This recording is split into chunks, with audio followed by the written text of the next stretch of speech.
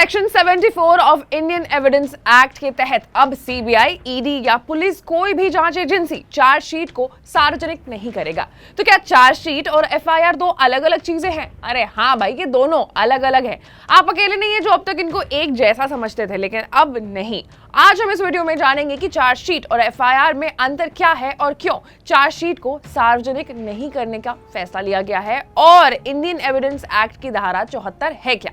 Hello and welcome to Uncut, मैं हूं आपके साथ आशी सिंह। लेकिन वीडियो में आगे बढ़ने से पहले आपको चैनल को सब्सक्राइब करके बेल आइकन बजाना होगा।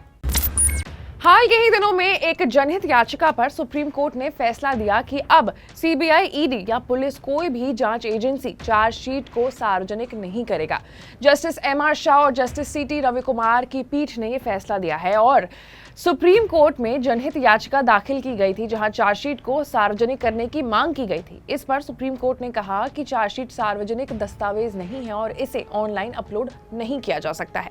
कोर्ट ने साफ शब्दों में कहा है कि चार्जशीट इंडियन एविडेंस एक्ट की धारा 74 के तहत सार्वजनिक दस्तावेज को अंतर्गत नहीं आता है। साथ ही इसे सार्वजनिक करने से अपराधी या पीड़ित किसी को भी फायदा नहीं नजर आता है, तो इसे अब पब्लिक नहीं किया जाएगा।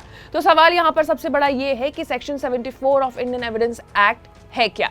According to Section 74 of Evidence Act, public documents are the documents forming the act of records of the act of the sovereign authority, official bodies and tribunals, and of public offices, legislative, judicial and executive of any part of India or of Commonwealth or of any foreign country। यानी कि जो documents sovereign authorities, public offices, legislative, judicial, executive या फिर Indian Commonwealth या foreign countries के हैं, वो public documents होते हैं। जैसे कि एग्जाम्पल के तौर पर हम देख सकते हैं मैरिज सर्टिफिकेट को, एफआईआर को, रेवेन्यू पेपर्स एक्सेट्रा एक्सेट्रा, ये सब पब्लिक डॉक्यूमेंट्स के अंदर आते हैं। इसके अलावा जो दूसरे डॉक्यूमेंट्स होते हैं उन्हें प्राइवेट डॉक्यूमेंट्स के अंदर रखा जाता है। और क्योंकि चार्जशीट पब्लिक डॉक्यूमेंट यानी section 74 of Indian evidence act के अंतर्गत नहीं आता है, इसलिए इसे पब्लिक नहीं किया जा सकता है। और इसलिए सुप्रीम कोर्ट के मुताबिक एविडेंस एक्ट की धारा 74 और 76 के अनुसार इन्हें सार्वजनिक दस्तावेज नहीं माना जाता है।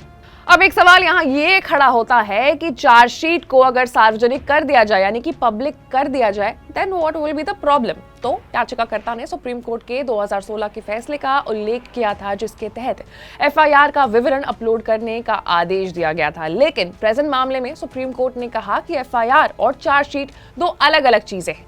एफआईआर को सार्वजनिक करने के पीछे अक्यूज के कानूनी अधिकार सुरक्षित करने का मकसद था, जबकि चार्जशीट को सार्वजनिक करने से उनकी पर्सनल और कॉन्फिडेंशियल जानकारी पब्लिक हो सकती है और इससे प्रोसिक्यूटर, जांच एजेंसी और अक्यूज्ड किसी को भी लाभ नहीं होगा। अब हमारा मुख्य सवाल कि चार्जशीट और एफआईआर में अंतर क्या है। सबसे पहले एफआईआर क्या होता है वो समझ लेते हैं। FIR is first information report. ये कहाँ लिखा हुआ है? तो कहीं नहीं। अगर हम बात करें भारतीय दंड संहिता यानी इंडियन पीनल कोड, जिसे हम आईपीसी भी कहते हैं, और दंड प्रक्रिया संहिता यानी कोड ऑफ क्रिमिनल प्रोसीजर 1973, जिसे हम सीआरपीसी भी कहते हैं, या किसी अन्य कानून में नहीं बताया गया है, लेकिन पुलिस विनियमों का नियमों में सीआरपीसी की धारा 154 के तहत दर्ज की गई जानकारी को प्रथम सूचना रिपोर्ट यानी एफआईआर के रूप में माना जाता है। कोर्ट ने सिर्फ एफआईआर को सार्वजनिक करने का आदेश दिया था। इसके पीछे तर्क था कि आरोपी को पता चल सके कि उसके खिलाफ क्या मामला दर्ज हुआ है। अब यहाँ ये समझने वाली बात है कि एफआईआर और चार्जशीट में फर्क क्या है। तो सीआरपीसी की धारा 154 के तहत एफआईआर दर्ज होती है। पुलिस 60 से 90 दिन के अंदर अपराध की जांच करके मजिस्ट्रेट के सामने चार्जशीट फाइल करती है। इसके लिए सीआरपीसी की धारा 173 का प्रावधान है। समय पर चार्जशीट फाइल नहीं होने पर सीआरपीसी कानून की धारा 169 के तहत अभियुक्त को जमानत मिलने का कानूनी अधिकार है। साथ ही साथ एफआईआर दर्ज होने से कोई व्यक्ति गुनहगार नहीं होता है। चार्जशीट दाखिल होने के बाद मजिस्ट्रेट अब अपराध का संज्ञान लेते हैं और उसके बाद व्यक्ति को अभियुक्त माना जा सकता है या फिर सजा की बात उसको दोषी करार दिया जा सकता है।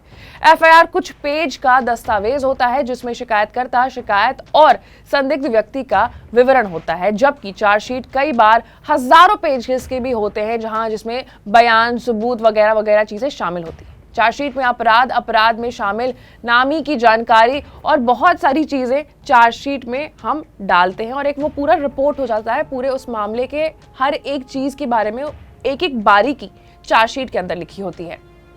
चार्जशीट तैयार करने के बाद पुलिस स्टेशन का प्रभारी इसे एक मजिस्ट्रेट के सामने पेश करता है, जिसमें उसे बताया जाता है कि अपराधों का किस प्रकार की कार्रवाई होनी चाहिए, इस पर नोटिस लेने का अधिकार है या नहीं, ताकि आरोप है या नहीं वगैरह बातें तय किया जा सके। ऐसे तमाम बड़े खबरों से अपडेटेड रहने के लिए, इन्फॉर्मेशन और एनालिसिस से अपडेटेड रहने के लिए आपको अनकट को लाइक, सब्सक्राइब और शेयर करना होगा। मैं थी आपके साथ आशीष सिंह।